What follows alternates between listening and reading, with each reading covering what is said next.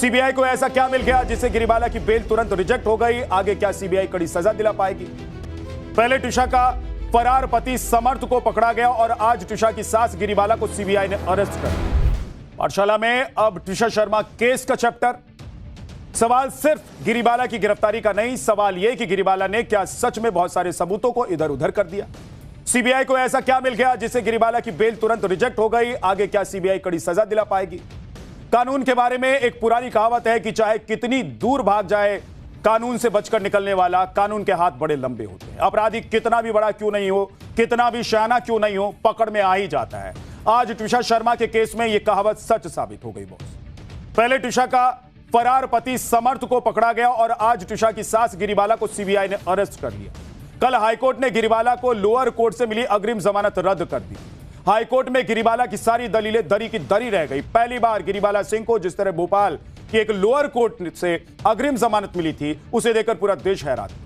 लोग मायूस है कि ऐसे केसेस में कैसे जमानत मिल सकती है।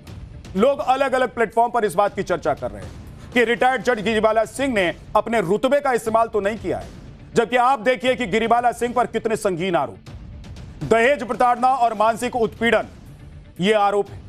जबरन गर्भपात कराने का भी आरोप है गिरिबाला सिंह पर। सबूतों के साथ छेड़छाड़, जांच में असहयोग। गिरिबाला ने बचने के लिए और अपने बेटे को बचाने के लिए क्या क्या हथकंडे नहीं अपना लिए। केस में दवा बनाने के लिए न जाने किस किस को फोन कर लिया, लेकिन आज हाईकोर्ट के एक फैसले ने पूरी बाजी पलट दी। बॉस, जिस गिरिबाला सिंह के सामने भोपाल पुलिस प्रेशर में दिखाई दे रही थी, वो अब सीबीआई की कस्टडी में है और अब कोर्ट में पेश करके रिमांड पर लेने की तैयारी हो रही है। वैसे तो गिरिबाला ने हाईकोर्ट में गिरफ्तारी से बचने के लिए पूरा जोर आजमाइश किया, लेकिन हाईकोर्ट के सामने कोई पैंतरा नहीं चला। इस मामले पर हाईकोर्ट ने जो टिप्पणी की है, उसे सुनकर हर कोई हैरान रह गया। हाईकोर्ट ने कहा है कि प्रतिवादी यानी कि सास गिरिबाला और उनके बेटे के खिलाफ स्पष्ट आरोप है। व्हाट्सएप चैट से भी यह नहीं कहा जा सकता है कि आरोप केवल समर्थ सिंह के खिलाफ। हाईकोर्ट ने हैरानी जताते हुए कहा है कि ट्रायल कोर्ट ने इन सभी तथ्यों पर विचार क्यों नहीं किया।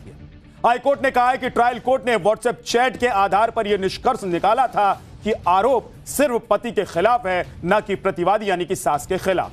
हालांकि केस डायरी की जांच करने पर कोर्ट ने यह पाया कि मौत एंटीमॉर्टम हैंगिंग यानी कि लटकने से पहले ही लगी चोटों के कारण हुई। ट्रिशा के शरीर पर 6 चोटों के निशान थे। कोर्ट ने यह भी कहा कि जांच रिपोर्ट में साफ बताया गया है कि ये चोटें फंदे से नीचे उतारते समय या अस्पताल ले जाते समय नहीं लगी। कोर्ट ने माना कि गवाहों के बयानों में यह साफ तौर पर कहा गया है कि सास गिरिबाला और उनके बेटे मृतका ट्रिशा को परेशान करते थे और उन पर गर्भपात करवाने का दबाव भी डाला गया था। इसके अलावा बेंच ने यह भी पाया कि बयानों में सास के खिलाफ भी स्पष्ट आरोप दर्ज थे। ये सीबीआई से ही हमारी बहुत उम्मीदें हैं, बहुत, और इन्होंने पहले भी एग्जाम्पल सेट करे हैं। सीबीआई एक हमारी गणमान्य संस्था है जिसने बहुत सारे केसेस ऐसे ब्रेक किए हैं, अनसुलझे सवालों का जो है जवाब लेकर के आई है, और इस बार भी मुझे उम्मीद है कि सारी की सारी सच्चाई वो बाहर निकाल के लाएगी। ट्रिशा शर्मा का परिवार शुरुआत से ही इस मौत को संदिग्ध मान रहा है और निष्पक्ष जांच की मांग कर रहा था, और इसी दबाव के बाद मध्य प्रदेश सरकार ने यह केस सीबीआई को सौंप दिया। सीबीआई ने एंट्री लेते ही लोकल पुलिस की क्लास लगानी शुरू कर दी। अब यह भी बात सामने आ चुकी है कि केस डायरी में गड़बड़ी और सबूतों से छेड़छाड़ की आशंका को देखकर सीबीआई ने बंद कमरे में लोकल पुलिस को फटकार लगी, डांटा कि क्या कर रहे थे, यह काम था तुम्हारा। मतलब प्रथम दृष्टया जो सबूत, जो चीजें तुमको इकट्ठा करनी चाहिए थी, उसको छोड़कर भाग गए थे। खूब फटकार लगाए, ऐसा बताया जा रहा है। इसके बारे में आगे आपको डिटेल में बताने वाला, लेकिन उससे पहले देखिए कि सीबीआई की एफआईआर में क्या है। 12 मई 2026 को ट्रिशा की संदिग्ध परिस्थितियों में मौत हुई थी। सीबीआई ने बीएनएस की धारा 82 यानी कि 82 के साथ 85 और 35 के तहत केस दर्ज किया है।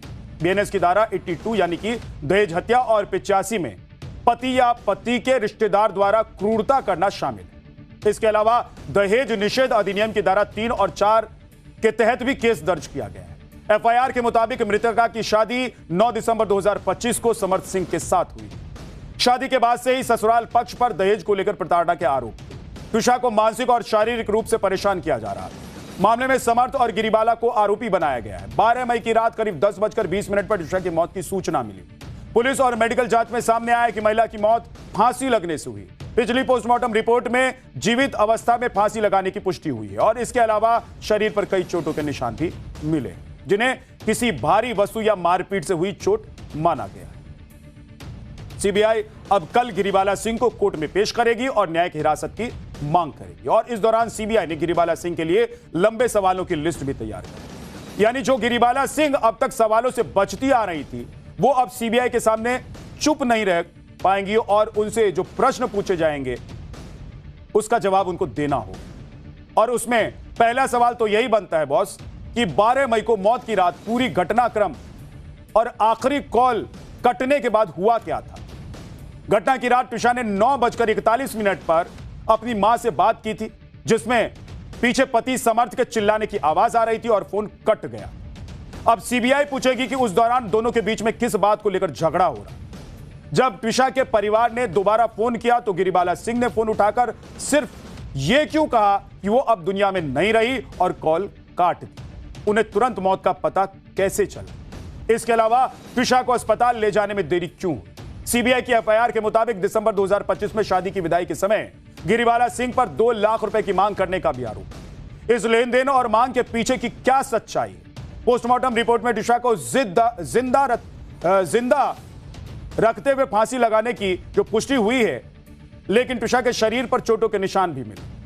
सीबीआई ने जरूर यह सवाल तैयार किया होगा और जानना चाहेगी सीबीआई कि मौत से ठीक पहले ये चोटें ट्विशा को किसने और कैसे पहुंचाई। सीबीआई ने हाईकोर्ट में कहा कि पूर्व जज होने के नाते गिरिबाला सिंह जांच को प्रभावित करने की कोशिश कर रही थी और सहयोग नहीं कर रहे। अब सीबीआई यह भी पूछेगी कि क्या उन्होंने अपने रसूख से साक्ष्यों को दबाने की कोशिश की। इसके अलावा बेटे समर्थ को फरारी के दौरान छिपने में मदद। ये तमाम ऐसे सवाल हैं जो सीबीआई करेगी।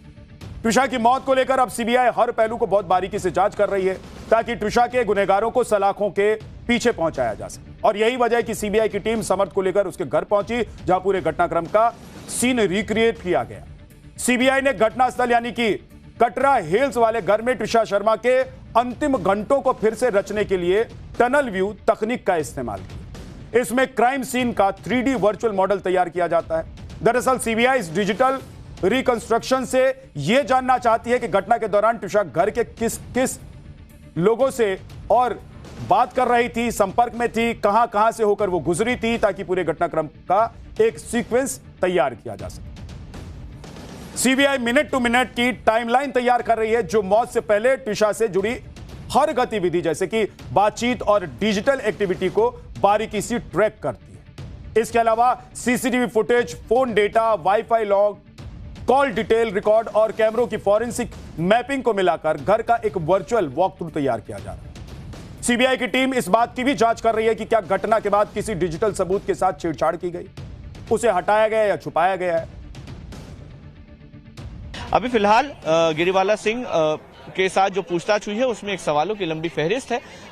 रिक्रिएशन में भी गिरिबाला सिंह मौजूद थी। उस घटना 12 तारीख को जो घटना हुई उस दिन क्या क्या हुआ था उसके बारे में भी उनसे पूछा गया। उन्होंने जिस तरह से बताया कि वो कहाँ मौजूद थी, कहाँ पर ट्विशा मौजूद थी, कहाँ पर समर्थ था, वो सारा टाइमलाइन मैच किया गया। उसको रिक्रिएट किया गया कि पहले क्या हुआ, ट्विशा ऊपर गई उससे पहले क्या हुआ था, क्या दोनों की पति पत्नी के बीच कोई झगड़ा हुआ था या ट्विशा के साथ गिरिबाला सिंह की भी कोई बहस हुई थी। सीबीआई की अब तक की जांच से यह समझ में आ रहा है कि लोकल पुलिस ने इस केस में बहुत कमियां छोड़ दी थी। सबसे बड़ा सवाल उस फंदे को लेकर उठा है जिसे लोकल पुलिस ने पोस्टमार्टम के समय पेश ही नहीं किया।